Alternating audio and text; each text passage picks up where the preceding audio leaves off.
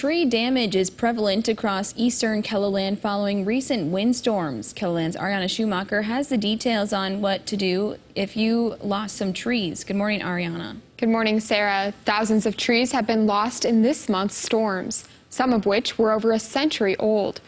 The most commonly impacted trees were spruce and pine because they are the ones with the biggest canopies right now. There's also damage to elms and maples. Jane Geertz saw lots of damage throughout her yard following Monday's storms. With every flash of lightning, you would see, oh, the fence is down, and then another part of the fence, and is that our tree? Arbor Master Tree Service says tree loss like this has been common, and they have been busy helping customers. So far, we've been seeing a lot of trees uprooted, some twisted, just a lot of branches broken and hanging over on the power lines and some houses, some driveways. Several of the trees lost throughout May have been around for decades, and it will take a while for the landscape to return to the way it was. We probably won't get a chance to enjoy those trees anymore because if we plant new trees, it's going to take 15, 20 years before we get good-sized trees. We've lost some big old trees, spruce even.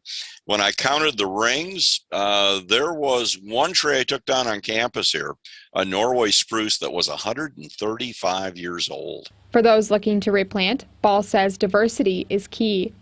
First of all, let's stop planting a lot of spruce. We have way too many spruce trees out there, and I'm not saying no, you can't plant spruce, but how about some other evergreens? So let's diversify. Cleaning up the damage while preparing to replant. When my husband first bought it, there was 11 trees on the property. We're down to 3.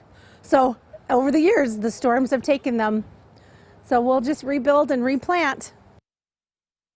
I'm sure a lot of people are still going to be cleaning up for at least the next several days. And so what should people do if they have trees down in their yard? Well, the first thing to do, if one of those trees fell on a power line, the best thing to do is contact that power company, make sure everything's off, and then contact a local tree service to perform all of the cleanup. Don't use a chainsaw unless you have a lot of experience. All right, some good advice. Thank you, Ariana.